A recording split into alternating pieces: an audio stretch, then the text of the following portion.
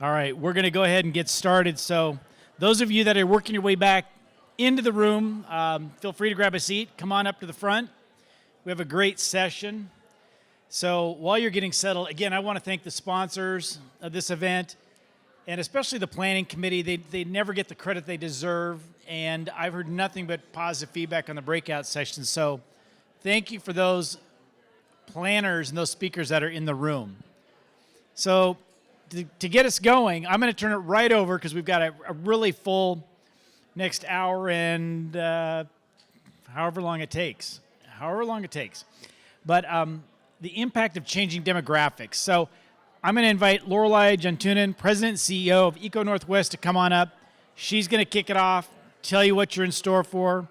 So if we can kind of give her a welcome, and I'll turn it over. Hello, everybody.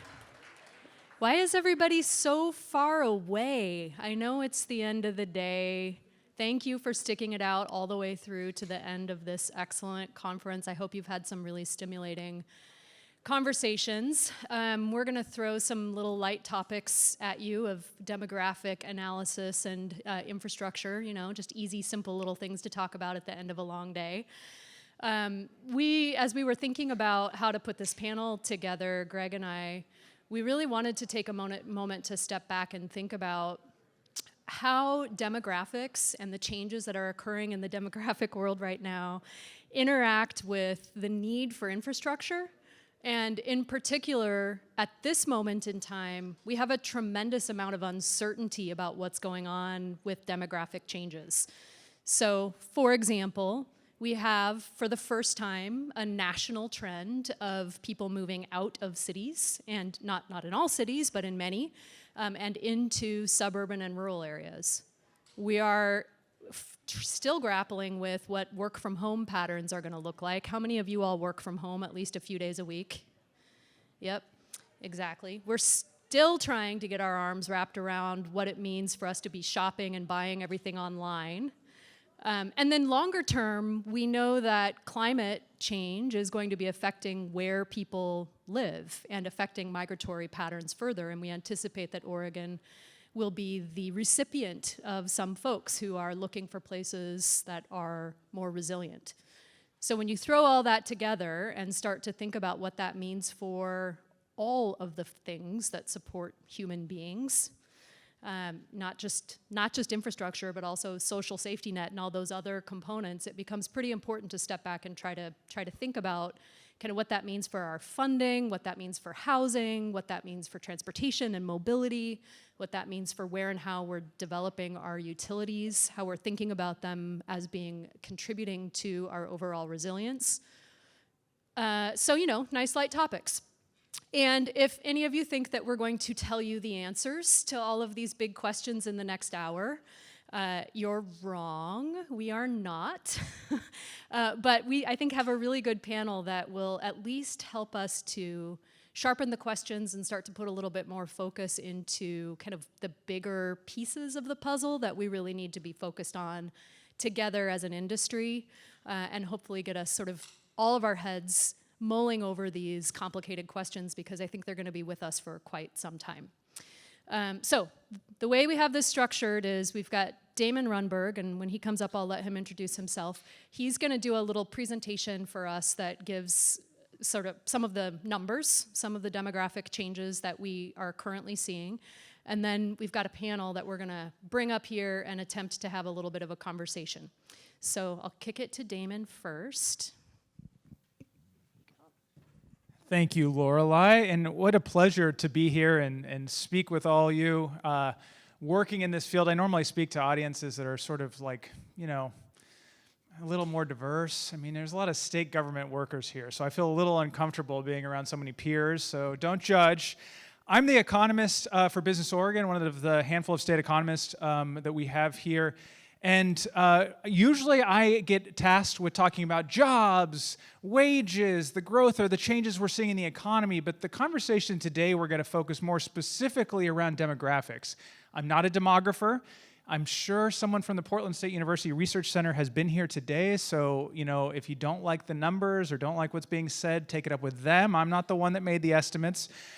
But hopefully this frames our conversation about what it looks like for us as cities and communities across the state to be planning for the future, for us to be thinking about what comes next, whether that's for housing or other basic infrastructure that we need in these communities. And some concerns, some areas, and honestly, when it comes to demographics, it's where I'm most concerned about the future of Oregon right now. Really quickly, we should, if we're talking about demographics, we just need to know, like, where are we at? What does population look like?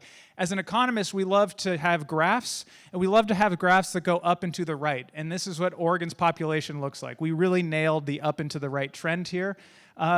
This is all of us. It's the story of Oregon over the last 122 years. And you'll see I have the orange line on here, which represents the U.S. Census estimates for what we see in the state of Oregon. And there's also the green line on there as the estimates that we get from Portland State University, which is Oregon's Population Research Center, our formal population estimates that we have. So we have sort of two competing estimates that look very dang similar. You'll notice they land right on top of each other. Go over the course of the last 122 years in Oregon's history, and you see some really interesting periods of rapid growth, periods of stagnation. Not a lot of declines, though, right? One thing that's just interesting to point out on the side is you notice this little upward trajectory that you see here in like 1940 or so. Anyone know why we saw a big uptick in population then? Shipyards, yes. It's a story of jobs. As jobs go, so too does Oregon's population. It's actually interesting because a lot of communities, a lot of states actually saw population declines at that period of time because of the war effort. People were actually leaving communities, but we actually saw a surge in Oregon because of an industry, in this case, the war effort of building ships. We've only had two periods in the last 122 years where we've had basically flat growth or declines. Those two periods I circled here, you can see the one there where it's really flat for about a 5-6 year period of time. That was in the early 1980s. And anyone who's lived in Oregon for any amount of time knows something about the early 1980s, which was a tough time for the timber industry.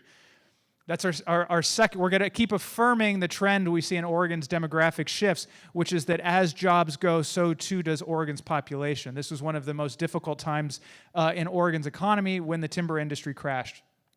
Now you see that didn't last for long. We started regrowing and gaining momentum again and seeing population gains. And we get to the second time where we see meaningful declines or an actual downward trajectory in Oregon's population, which is that little bitty itty piece in the upper right-hand corner there. It's so hard to see.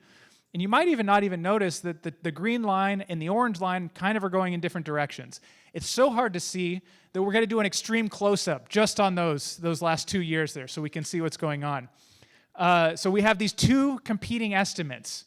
Portland State University says that Oregon's population in the last year rose by 0.4%, very slow growth, slower than what we'd seen normally. So they're saying Oregon's growing at a slowing pace. The Census Bureau had this estimate, which I guarantee you've all seen the headlines. Saw this headline of Oregon's population declining by 0.4%. So around 16,000 people fewer in the state in 2022 than we had in 2021. Who's right? I don't know. We don't know. I'm not, like I said, I'm not a demographer. I'm not a betting man. I'm not going to say which one I think is right. But the narrative, even though these have a different direction on the sign, one is negative, one is positive, it doesn't really matter that they're different. What matters is that there's agreement on the fact that Oregon's rate of population growth has slowed dramatically. So whether that's a little bit negative or a little bit positive, we're no longer seeing the rapid gains that we had been seeing. There's something happening under the surface here when it comes to Oregon's population. What's interesting, you don't need to read all this. I'm just highlighting the cities that saw the most rapid gains in population over the last 2 years and the cities that saw the largest declines over the last 2 years, 2020 to 2022. I'll just call out some of the big ones, the ones that added a lot. Redmond, Salem, Bend, Hillsborough, Happy Valley. It was like 3 days ago that I realized Happy Valley was an incorporated city. I just assumed it was like suburbs that aren't really incorporated, like Aloha. Like Aloha's not, right? Aloha's not a city. Okay, oh, thank goodness. Woo! I almost put my foot in my mouth. I grew up in Beaverton, so I could say that. Happy Valley, Medford, Beaverton. So what are some of the things we see in these big growing communities? We know this state well, right? What is it about these places that are in common? Well, we got a lot of Central Oregon going on. Okay, so some of that might be some of the work from home trend that we've seen during the pandemic. We see a lot of the suburbs in the Portland metro area are seeing dramatic growth in there. Once again, that could be a work from home thing, people leaving the urban core. And Salem grew too, same thing. That might be an affordable housing component to it too. So we started trying to think like, why are some of these cities growing at a different pace than what we're seeing statewide as a whole? Let's focus just on the big one that sees the loss there. Portland is where the big out-migration is from over the last 2 years, down almost 5,000 people in Portland. But when you consider the fact that a lot of these cities and outlying communities in the Portland metro area are growing, on net, you're not really seeing that significant loss in Portland looks more dramatic than it really is when you consider a lot of those folks are probably just moving around the metro area. So at the end of the day, like I said, some of the trends when you look at these growing communities, it's really a story of work from home to some extent in the last 2 years. And Oregon is really an anomaly when it comes to the rate of work from home that we have. As of 2022, nearly 20%, almost 1 in 5 workers in the state of Oregon still works from home. 1 in 5 workers. I don't know if that sounds like a lot to you or a little. That sounds like a ton to me. And when you consider the fact that before the pandemic in 2019, it was 7.3% of our workforce was working from home. Now, this is only data through 2022. We know that there's some softening in this trend, and some folks are getting called back to the office a little bit more. So we'll see where this new equilibrium is. We don't really know yet. And I think that's one of the questions that we might have to address in this conversation today, is figuring out where is that new equilibrium for our communities, because we've seen a lot of these communities that have seen rapid growth because of work from home, and other ones that have seen declines because of work from home. But when we need to know sort of where the new landing spot is, the new normal, before we start to see if this is a predictable long-term trend, or if these communities that saw big surges in population because of work from home, that's only temporary, and those folks get called back to the office, and we see sort of a reversal of that. So that's TBD still, but you can see that our neighbors to the north, Washington, also sort of an anomaly. We here in the Northwest have a lot of work from home as far as the share of our workforce. And not only as a state do us here, Oregon and Washington, have a lot of work from homers, a lot of our communities, our metropolitan areas across the state, are like amongst the highest shares of work from home. In particular, we have Seattle to our north, obviously, but Bend has nearly 1 in 4 workers who are working from home right now. Well, I guess this was as of 2022. And then for Portland, Vancouver, same thing, just under 24%. So we're huge epicenters for this work from home. By the way, Portland, Vancouver, that's the metropolitan area, not just Portland City.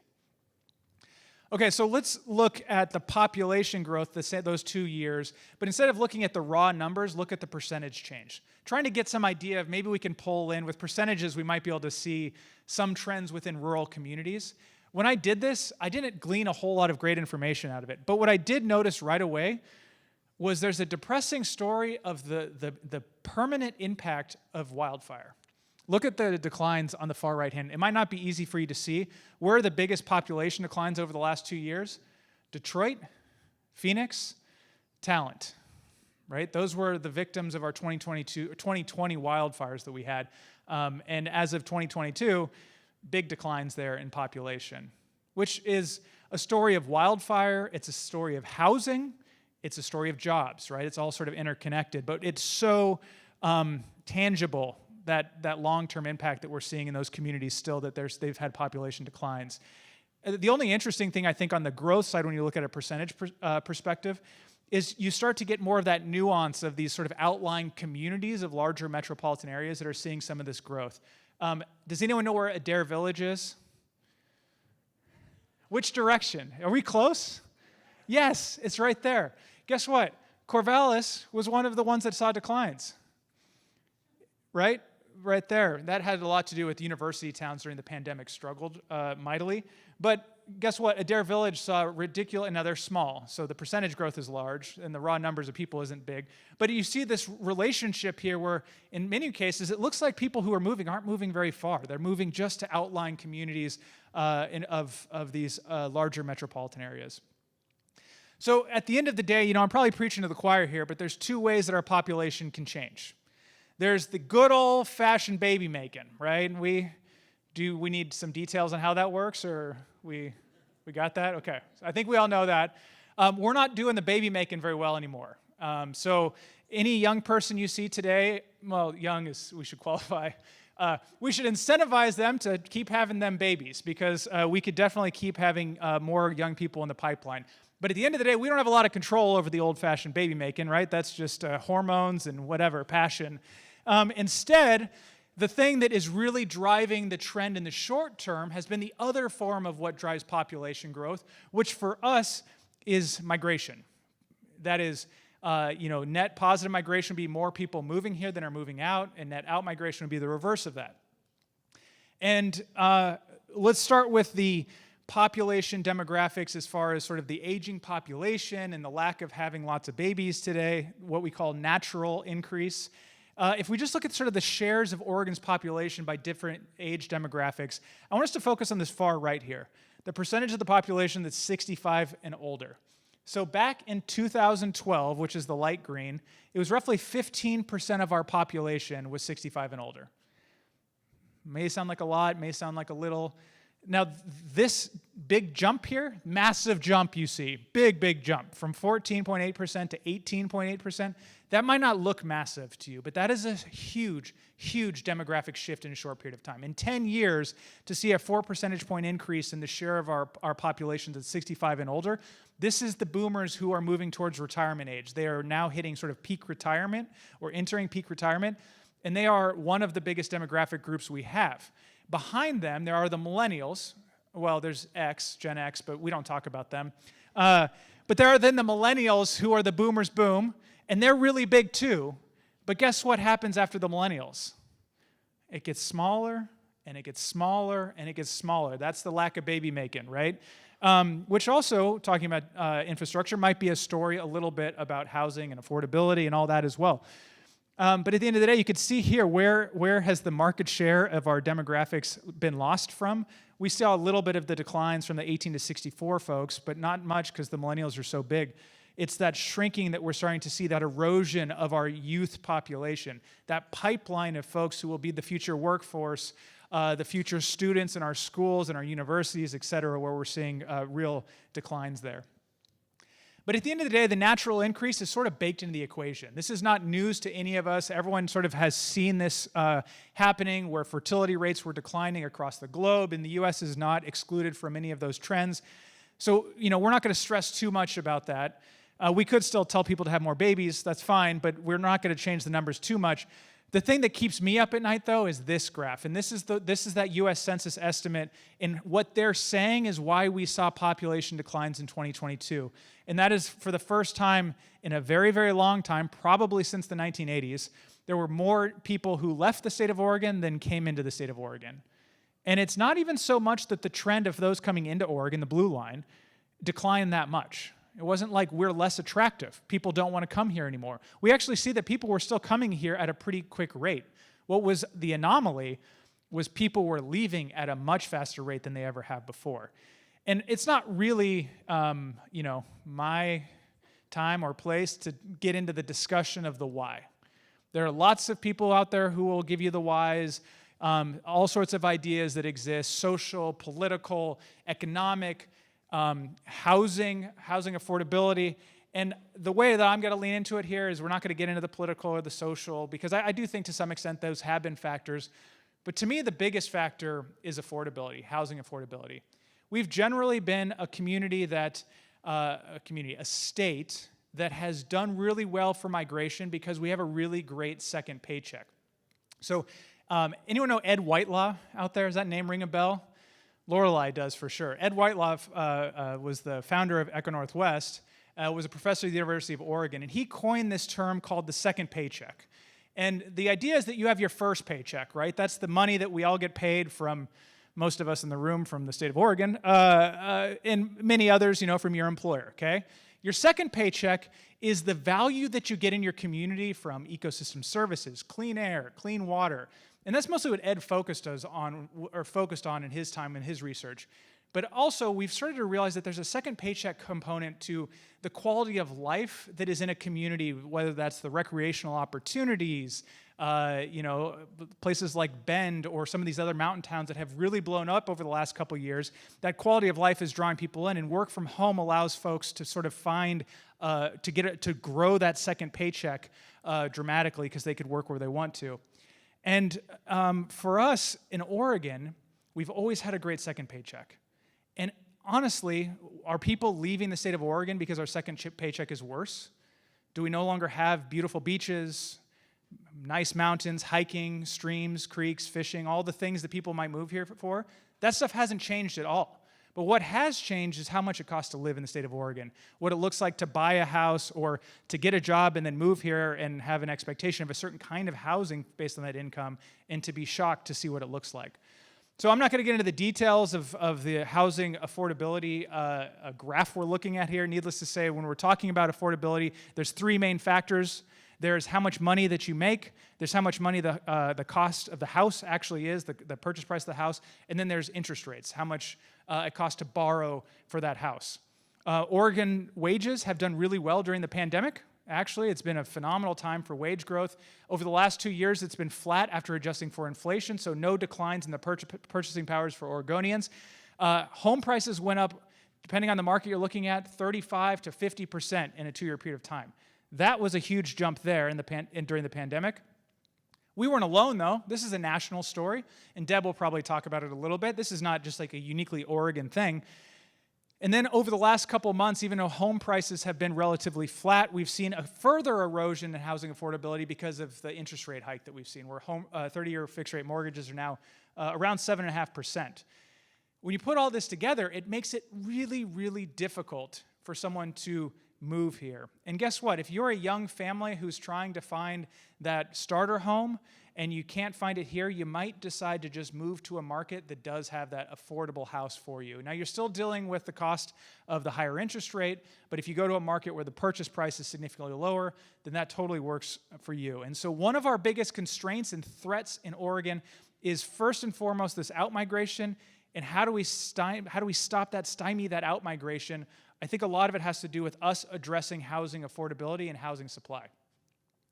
Our friends over the Office of Economic Analysis do all sorts of projections. They're great. And when they're not great, we get big kickers. So, it's a win-win. Sorry, that's too soon? I don't know. Too soon. You're all going to get a big kicker this year. Don't worry about it. So the forecast that they have, and they do a pretty good forecast, is that we're going to see population growth. This is the rate of change year over year. They think there's got to be a little bit of bump over the next few years. Some of this weird COVID stuff's got to work itself out. And then we're going to sort of see a plateau where we're going to continue to see very, very slow but steady growth. And that's all TBD. That's all to be seen. Because I think our future isn't forecast, like it's not set in stone in front of us. I think we have a lot of control over what that looks like, and us creating affordable communities and communities that have the infrastructure they needed for growth are going to be imperative for meeting that forecast.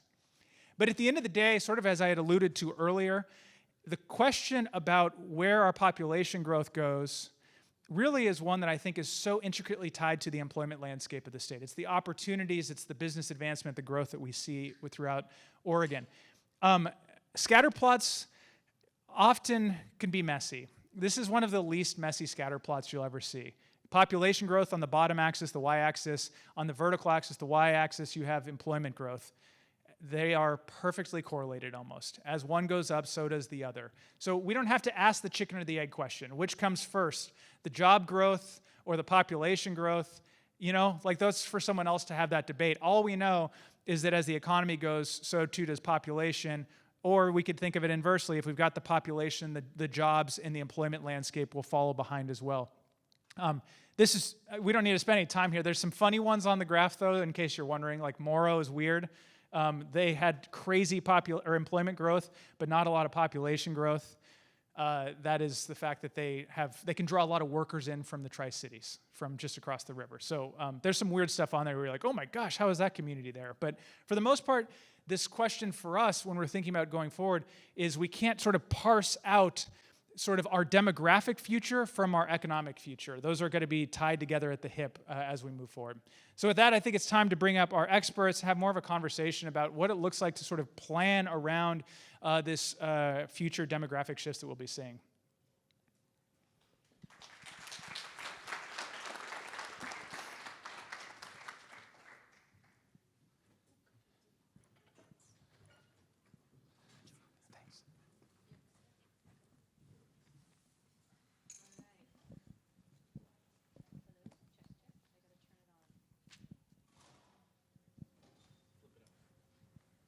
Check, check. Yay. All right. So thank you very much. That was terrifying. Depressing? No. Yeah. None of us expected sex ed, so I'm very glad you didn't go into that this afternoon. We can focus on other There's topics. very few economists who will go into the sex ed conversation, but very important. So very important for economic development. So our goal up here is to have as you can see, informal conversation as much as is possible in the oddly, strange setting that we have sitting here in these uncomfortable chairs with microphones in front of our faces. And try to react to everything that we heard there and get some sense of how it connects into all of our collective missions around providing the foundational infrastructure that makes our economy function and that serves the humans that are moving around in unpredictable ways. So before we get into that conversation, let's let our new folks introduce themselves. Give us your name and maybe where you're from and what perspective you are bringing to this conversation about infrastructure and demographics. Is that on? It's on. Okay. Good afternoon. My name is Deborah Flagan, and I am the Vice President of Community Engagement for Hayden Homes. We are a private home builder. We're based out of Central Oregon. I've worked with the company for just about 23 years, and we build in Washington, Oregon, Idaho, and Montana. Here in Oregon, we build in largely rural Oregon. We'll build about 750 homes here, and it's actually been decreasing over the years that I've been with Hayden Homes. We focus largely on the area medium income, and then we work really hard to bring a home to market that meets that area medium income for each one of the areas that we build. Thanks. And Nick? I'm Nick Green, and I am the president of Catalyst, which is a public policy firm I founded a year and a half ago to advise primarily rural communities on public-private developments and how to actually broker these things that we call P3s. So we've got 4 or 5 of those in the works now. I may reference a couple of those, but also do policy making and what I talked about earlier with this group, policy breaking from time to time, trying to figure out how do we build housing and infrastructure. Before founding my firm, I was the city manager of John Day, Oregon for 6 years and worked for the intelligence community for 12 years prior to that. So very excited to be here. Thank you. And I should maybe introduce myself a little bit more thoroughly as well, so that you know where I'm coming from. I am the president and CEO of ECONorthwest, which is a public policy research firm where we have offices in Bend, Eugene, headquartered in Portland, also other places. But most of the research that we do is related to the dollar sign part of this conversation. So how do we pay for it? How do we evaluate the trade-offs in the choices that we have in front of us? And we've done a tremendous amount of work on housing and housing affordability related questions and also infrastructure funding and finance over the years.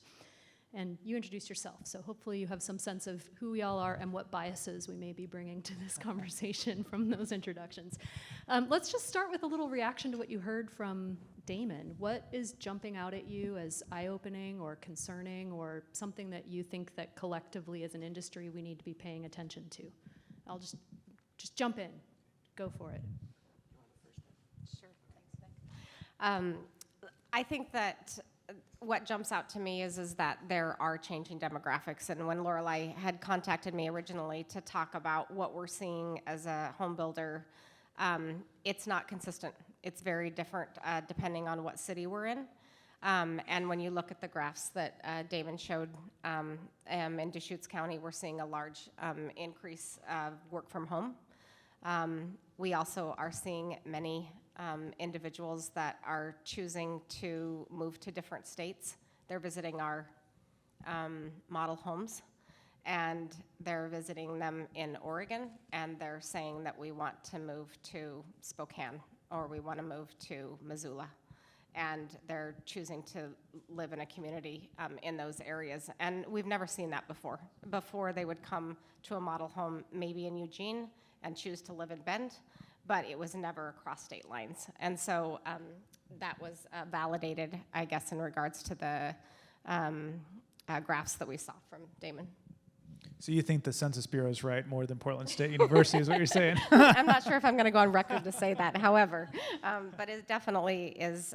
We just started to track how many people are actually coming into our model homes and actually for the first time in one state, and then actually purchasing somewhere else. So it'll be interesting to see what we find with that data.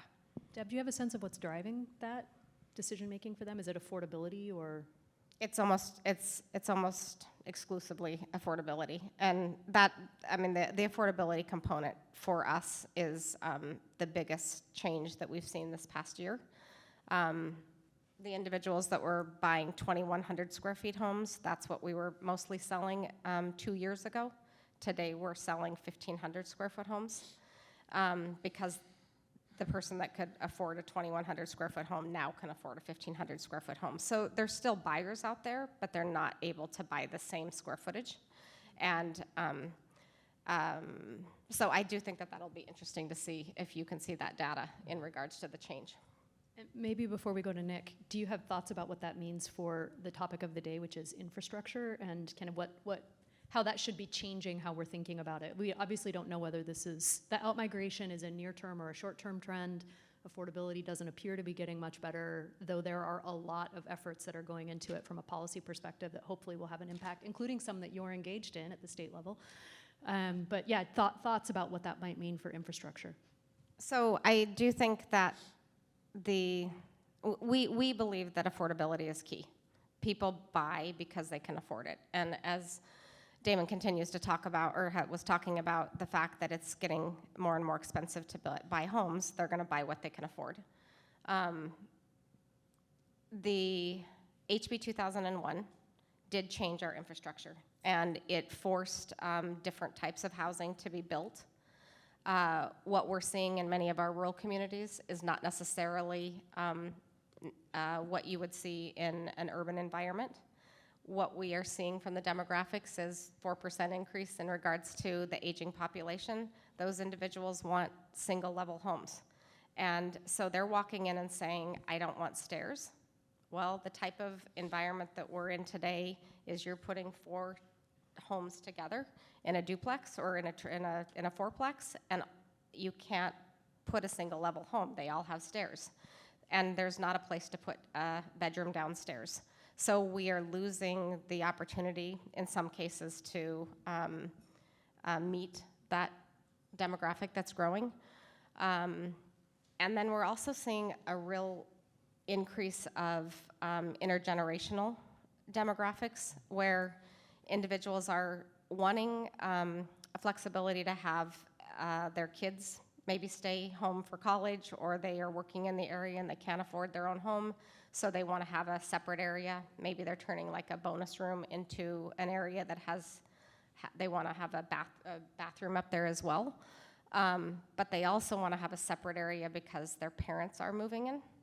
And so it really is in conflict with this cottage style, 800 square foot home that we also are seeing, because that's the affordability side. So it's bringing this trend of needing different types of housing than what we've seen in the past really 30 years. Interesting. All right, Nick, what jumped out at you from those exciting charts and graphs? Well, it did. I mean, I'm glad Damon's an entertaining speaker, because otherwise that would suck the oxygen out of the room a little bit, just looking at those. We've had competing conceptions of the good in Oregon for the last 50 years.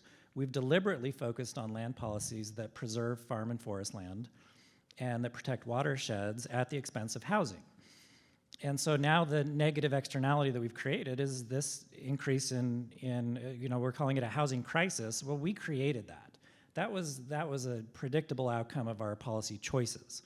Now, that might make me unpopular. I know it will with a few policy analysts, but I think it's time for us to engage in some policy breaking. We need to start looking at how do we readjust. And unfortunately, it's not as simple as the Goldilocks scenario where you're like, well, one porridge is too hot and one is too cold, and we need to find the one that's just right. We've got curry that's too hot and steak that's too cold and porridge that's just right. Nobody wants to eat porridge. I mean, it's complex. We've got different products on the market. We've got different perceptions of how we find the right balance, and we're in a state that likes centralized policymaking. We want to direct from Salem down to the lowest levels, lowest echelons of government, how this should operate. And I think one of the solutions we need to start getting to is allowing a safe space for innovation at the grassroots level where we can have local self-determination and let some of these communities come up with their own path and then move that forward in a meaningful way. And just to highlight how distinct these different demographics are when you start to unpack the broader trends, I live in a community, John Day, of 1,600 people. Well, if you followed our population projection up and to the right, when timber crashed in the 1980s, we didn't then rebound and keep going up and to the right. We shrank, and we've lost in Grant County 1,000 people. And that's not unique to Grant County. That's happened throughout timber country in Eastern Oregon. And so we've got people that are stuck in the 80s and heading to the 50s and going, the 50s were great. And I'm like, yeah, I don't know, I wasn't there. I don't know that was great. It might have been great for you, but it's not great for us. So how do we figure out what does the future look like? I think it's gonna come back to policy choices. We need to start creating that safe space for innovation where we can come up with our own dynamic solutions to these problems, present those to the state if that's what needs to happen to get them cleared. But if we can't start doing that, then we're gonna take choice out of the equation and we will just get whatever we get. And so that's really what's worrisome to me, because this is a wonderful place to live. I feel that people ask me, where are you from? I say Oregon, because I've lived here for 7 years. I've lived in 22 cities, 8 states, and 2 countries. This is home for me, but I'm a transplant. And so I love Oregon. I'm very passionate about Oregon, but I recognize as an outsider kind of looking in that a lot of these problems are problems that we've created, and we have to make the choice to uncreate them. I hate where you started, and I love where you landed. It's a good thing. It's a good thing we're across the stage from each other, because there's a lot to disagree with in the beginning part of that. But that ending of we need to have space for innovation is so, I think, critical, and that the top-down approach is practically impossible to implement effectively across the diversity of communities that we have, and in particular, it's challenging for smaller and more rural communities. And so trying to find a way to think about how things should be built differently in different places and have some aspect of local input and local control to statewide systems feels really critical. Can you tie it back to infrastructure for us specifically? How do you feel that, what does that imply for how we're building the systems and structures that enable development and growth to occur? Yeah, and I should wear a disclaimer on my forehead. I offend and compliment in the same breath. I think that we need to start recognizing, and this is a paradigm shift, infrastructure as an investment that yields a return. There is a tangible return on investment for infrastructure. It is not an expense. But right now we tend to view it as a cost. So we all look, oh, we got to spend all this money to get this amount of sewer line and water line and broadband, without recognizing that by doing so, it enables housing to then come online, and we see ROI in the tax base. We see it in state shared revenue that comes back to these underinvested markets. We see it in job creation. So I do think we need to pivot toward, at the state level in particular, recognizing infrastructure is an investment in our future. If we're willing to borrow against that future and invest in the infrastructure, then we'll start to see those population gains that we're looking for. That's one thought. The other is I think we're going to have to start making some realistic choices about the types of communities that we have and what we're going to cater to, because we can't do everything. And I think Deb captured that nicely. And if the market is saying, well, you can afford a home with stairs, but you need age-in-place housing, then we've got to create a place where you can have age-in-place housing, or some other mechanism to subsidize the infrastructure to take that cost out, so that we don't end up in scenarios like we saw in one of the presentations today, where the residual value of the improved land is lower than the cost to improve it, because that is a deal killer. Housing will not start if you're upside down in the land development. I'm going to use my moderator's privilege to also react to the slides, because I have taken a vow that I will do no public presentations without starting with the conversation about outmigration, because I think it's so critical to the future of the state to pay attention to this, that literally our economic competitiveness and our economic systems are reliant upon our ability to change that flow, that direction. If we cannot continue to bring people in to support industry and industry growth, then, and we can't figure out what we're doing with an aging population and not enough younger people, even our education system is going to begin to crumble and fall apart. So it's really mission critical for the state. And I'm just curious as to what would happen if we started to think about infrastructure as being part of that second paycheck that you were talking about, Damon. It's part of what makes our quality of life so creates benefit for people to live here. If we think about the ROI on it as not just being literally about the dollar amount that is invested in infrastructure relative to the property value on adjacent properties, but instead the ROI is our collective quality of life and our ability to have an effective economy, and one that's more equitable than the one that we have right now, if we're not and more resilient. If we're not thinking about it that way, then I think we're really missing an opportunity to position ourselves for economic competitiveness in an era when people are choosing to go to other places. So that's my soapbox. I'll get off it now. Here's another thing that I'm worried about from watching your slides. Okay, so we pay for our infrastructure primarily with public dollars. If we have kind of best case scenario flattening growth, that means that from a fiscal perspective, those dollars will be more limited at the state level and also at the local level, because so many of the resources for infrastructure are derived from development in the form of systems development charges. So I don't know, maybe you're the best first person to turn to on this one, Damon. The fiscal situation, thoughts about what that means for us and for infrastructure.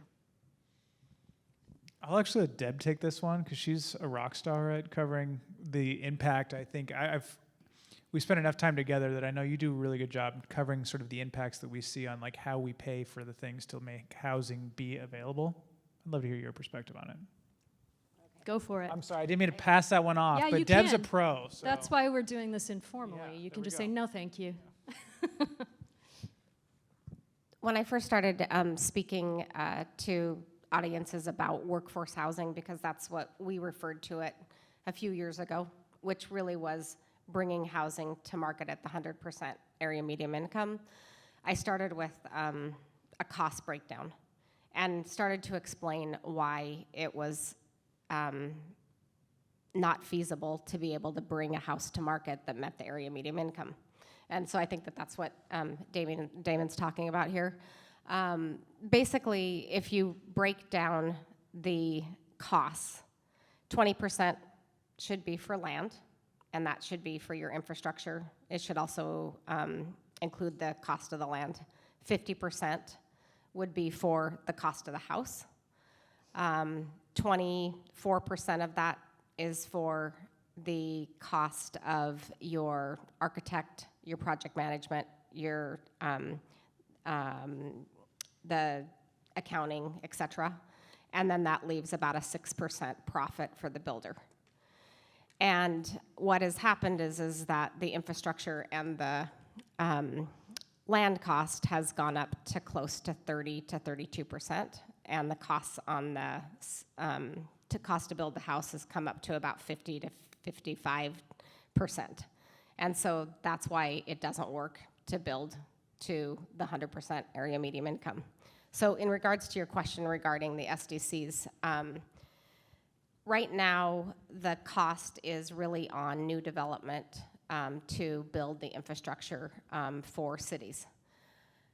The issue with that is that years ago, there was much infrastructure, and maybe you can correct me if I'm wrong here, but years ago, we built the infrastructure for these cities, and now that infrastructure is failing. Mm-hmm. And there's not a replacement for that It's only for new development that's actually getting funded. So that really is the deficit of what we have to come up with, as well as deciding where we're going to expand. Am I correct in that? So really, we're only funding the new development, and it really is the existing development that's so challenged. Right, maintenance dollars are always hard to find. Everyone likes to build the shiny thing. No one likes to pay to fix it when it breaks. That's true in my house, too, by the way. It makes me very cranky.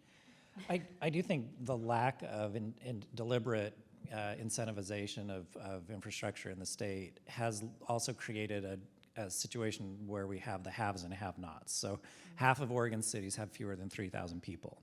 And if you're not adjacent to one of these larger metro areas where there are jobs, then you're stagnant or declining for the most part.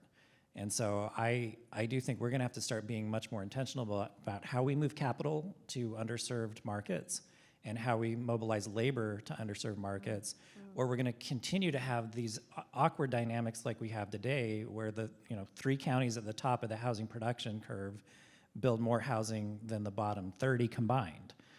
And some of that, if you want to stay rural and remote and you don't want to grow, then you might be rejoicing at that. But if you're a city manager or administrator or county official who has to actually fund this infrastructure and sustain it, declining customer bases are really scary. And it's hard to find a market incentive for people to come to these underperforming markets. I kind of jokingly said to Deb on a prior call, because Hayden specializes in secondary underserved markets. That's their niche. And we were talking with Ryan Jennings, who's the president of Simplicity, which is their build on your own lot line. And I said, how about this? Complexity by Hayden Homes. We serve tertiary, unserved markets. And you come out here and you will make no money. And you will have to fight your way through every house. And in the middle of it, the council will turn over and they will decide you need to leave. I mean, this is the market, right? This is the dynamic that we're in a lot of these rural areas. So we as practitioners and policymakers really have to be on our game to create incentives that allow people to come out and build with a profit margin that's attainable, and to incentivize them to come to these underperforming areas. And one way we've done that in rural Eastern Oregon is we pay people to build houses. You get 7% cash back every home you build in John Day, Burns, Lakeview.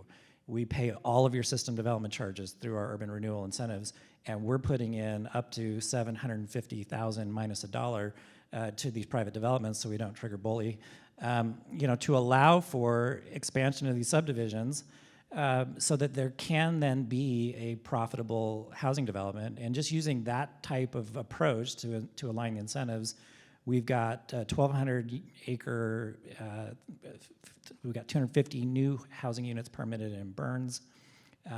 That's about a 30% increase in housing on paper, hasn't been built yet. In John Day, we've got 100 lots where we had 800 homes previously. So that's about a 20% bump in housing. So we're trying to find these pathways to get innovative in structuring deals that allow housing to happen in areas where it's not going to happen naturally. I just said a lot of words there. I apologize if that put it obviously. I kind of love that because, like, in that chicken or the egg debate that I sort of was saying, is it, do the people come first and the jobs come after in the industry? It's like, you guys are betting on yourselves. You're saying, we're not even going to let this, we don't really care about the debate. We're going to incentivize as best we can the building of homes and infrastructure to support those homes.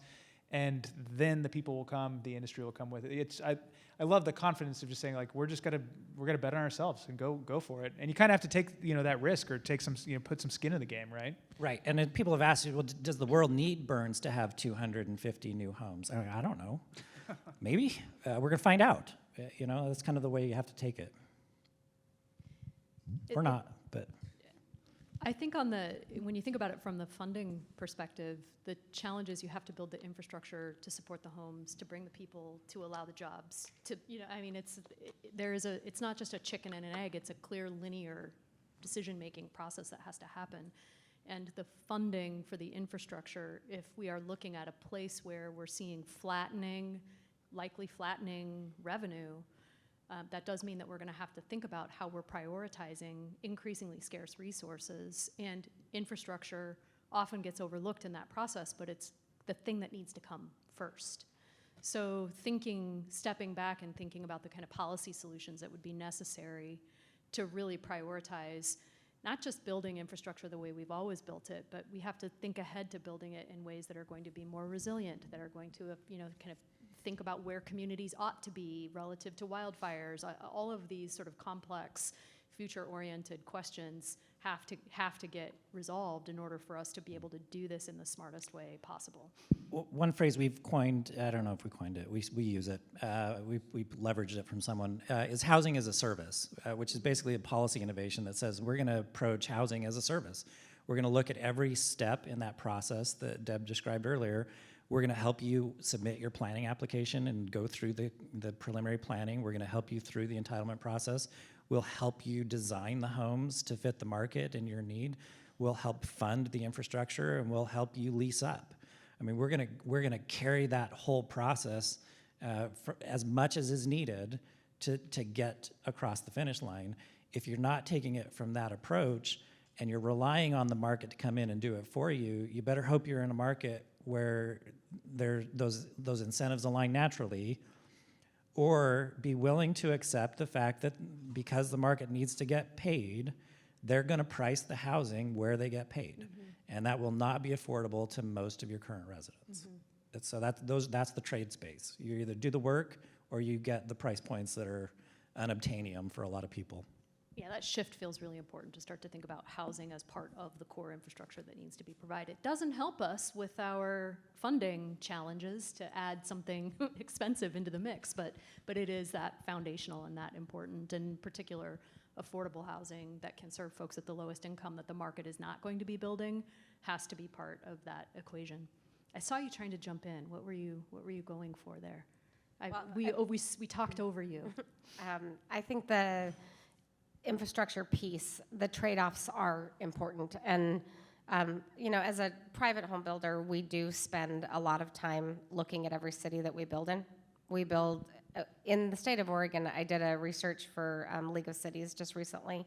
We've built in 140 different municipalities in the state between Simplicity and Hayden Homes. And it is wildly different between one city to another, as you can imagine.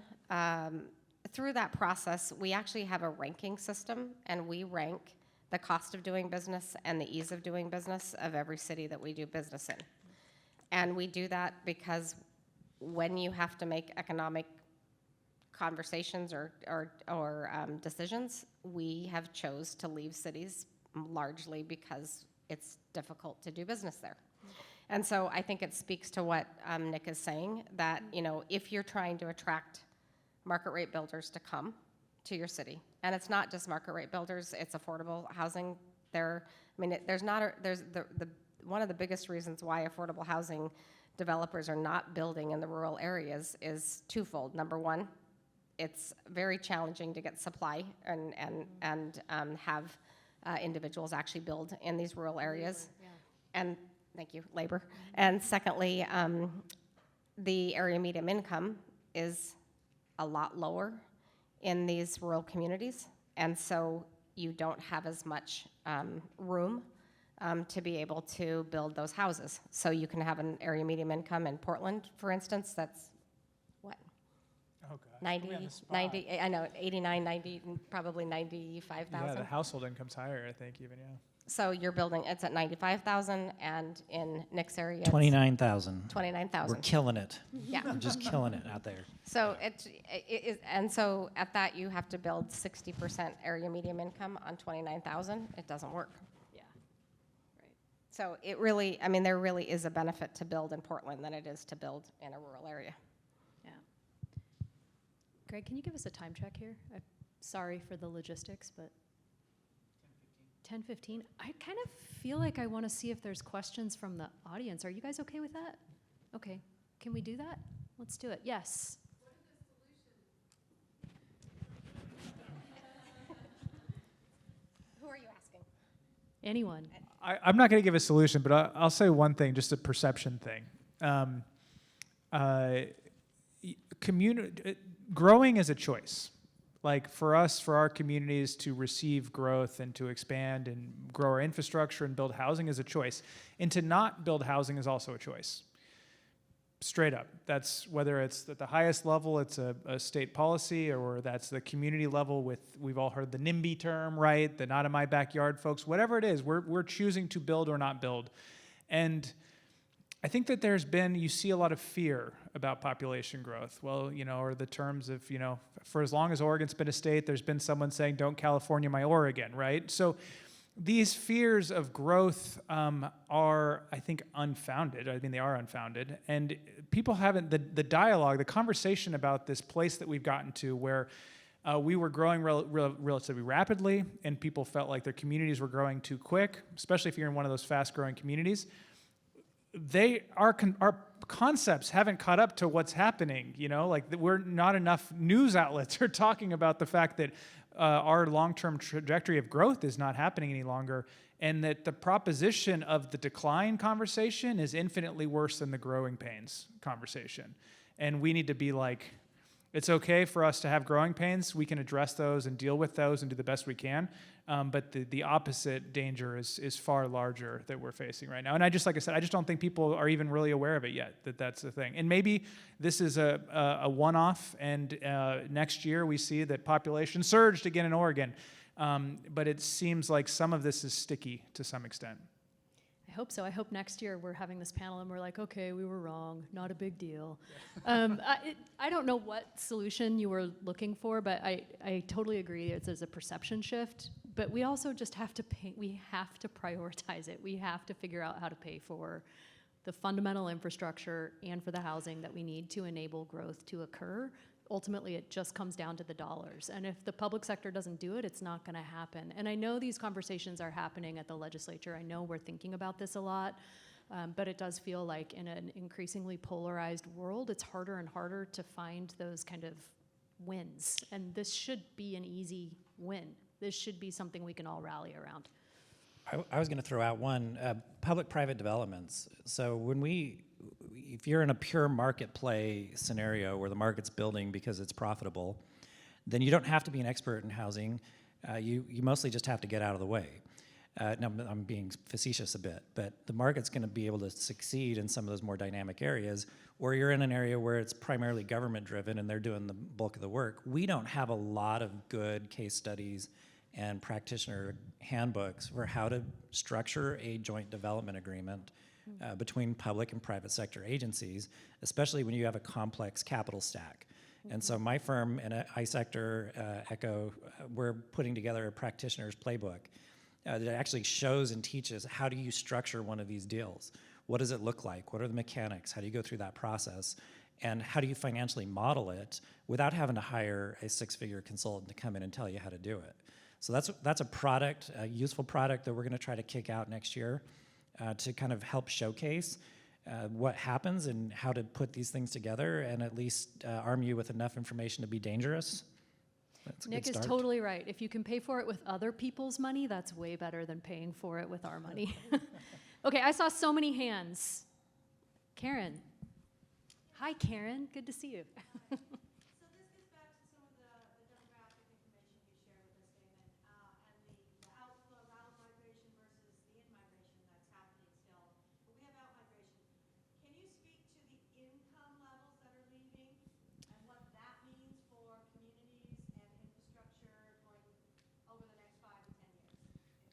Yeah, I didn't have to do this work, thank goodness. Our friends at the Office of Economic Analysis dug into the microdata a little bit on these census estimates and found that there is a consistent outflow across all income groups.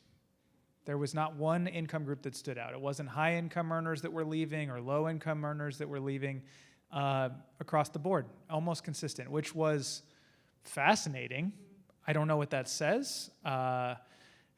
There's maybe some of that broader conversation about why people might be leaving. It gets to the idea that it's messy and complex, and some people might be leaving because of affordability reasons, and then some might be leaving for social or political reasons or whatever. It's sort of a big gray area there, but it was fascinating to see that there was not a single group that sort of stood out as being more prone to out-migration. It would be really interesting to look at that and see how it compares in urban areas versus rural areas. I don't think I've seen that analysis yet, that if there's a difference in the income bins that are leaving from, say, the Portland metro area versus statewide. So that's, I don't know. I'm always coming up with new things that we need to look at. We probably have time for one or two more questions. Two more we're hearing. Okay, how about over here? Kind of a comment. I'm a real estate appraiser and I change real estate occasionally. And I agree with Nick. We have a land of scarcity. Oregon is a land of scarcity and it's self-imposed, in my opinion. In my career, I've been observing this. It just seems that there's a higher reach for people that get into affordable housing. And there's a whole bunch of public policy issues related to that, right? There's rent control. Large investors are not going to invest in the state anymore. We've had 2 successive rent control bills. They worry about the third one or the fourth one, right? And the concern I have is how does capital get in? The discussion that you're talking about is public capital. I don't think that's going to cut it. You need private capital to come in. And private capital isn't welcome based on the example that Nick showed in the room that we saw earlier. There's zero net income to a property because of the infrastructure. And then you have wetlands, right? That was addressed in the second case, but isn't going to be addressed by the state of Oregon. And then you've ring-fenced these cities that can't grow, right? Because of urban growth patterns. So what would you expect, right? Housing is going to get unaffordable. And I'll leave you with this thought that Nick came up with. 500 years ago, China and Northern European countries were about the same economically. But China closed down, right, and they become insular, where the other city-states became competitive, right? Because of that, we have the Renaissance. If you liberalize cities that do different things, maybe someone might have a better idea. I don't know. I don't know have the answer, but I think honestly the public policies related to housing unaffordably is just horrible. What it does, it makes it so the market participants that are buying homes, what they have to pay relative to their incomes is unfortunate. Yeah, I mean, it's definitely a core of the problem that we face. There's no doubt about it, and policy is part of the challenge. I don't think anyone would deny that. The vast majority of housing has always been provided by the private sector, and hopefully will continue to be provided by the private sector, or we're going to have a whole lot more taxes in our coffer. So I think we're all looking for the balance, and a lot of your comments point toward a different discussion in a different panel. That maybe we could have on a different day, but I think the larger point of trying to make sure that we're not unfriendly to private capital is really an important one, and has been a difficult discussion in the infrastructure space for a long time when you think about kind of what that role is and where it fits in. So, Lorelei, I think talking about the affordable housing piece, yeah. The most expensive housing that we're building in the state is affordable housing because we're doing tax incentives, we're doing lift funds, and then we're paying for it for years after that. And it's all government subsidized. We're already paying for affordable housing. The issue is that we don't have a sustainable way of having it for years. We also have it being held by nonprofits. There's nothing that's actually held by the state or the federal government per se. And so I think that we're already spending the money. We just need to think about how we change on the affordable side, how that money can be spent, and then how do we make it long-term affordable would be one solution on the affordable side. Okay, last question. You had your hand up and now you don't. Did we answer your question? Okay, go ahead. All right. Of all the OECD countries, Canada recently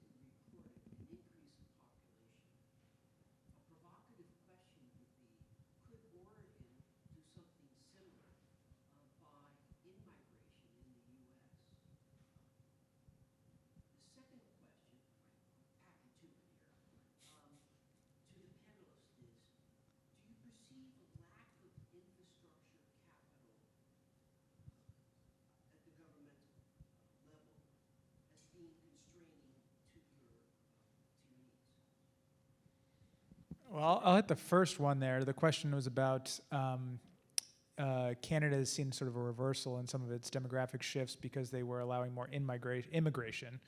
There's not most economists don't agree on everything. There's a lot of debates about different subjects, but there's almost universal agreement by all economists that we need to ratchet up the immigration again. This is the labor constraints that we've seen, the population demographic trends that we're seeing.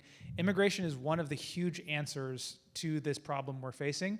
And so, yes, absolutely. I think that we could follow Canada's lead. Sorry, I don't know why that sounds funny, but yeah, that's a huge component. And why hasn't it happened years ago? Why are we still having this conversation right now? And that we actually we can break down those shifts in the inflows of our population, and the international in-migration into Oregon is the lowest it's been in decades. So yeah, it's a huge component of that story. I'd like to take a stab at the infrastructure cost question, and I'm going to use an analogy from my former career, but I'll keep it short. When I went into the defense intelligence community in 2003, we'd just gone into Iraq, and we'd been in Afghanistan for about a year and a half. And it very quickly became apparent to us that our warfighters did not have the tools that they needed to fight a counterinsurgency. And so we saw all of these urgent operational needs statements that are very similar to what we're talking about here. We have all of these problems but no solutions. And Congress freed up the money. They had quick reaction capability funding, and they got out of the way and said, okay, here's all the money you need. It still didn't solve the problem. And the reason for that is the Defense Acquisition Guidebook had more words in it than the King James Bible. And this was the policy that drove how you fielded equipment to warfighters through the Department of Defense process. It was a 10-year process to take a piece of equipment from concept to theater.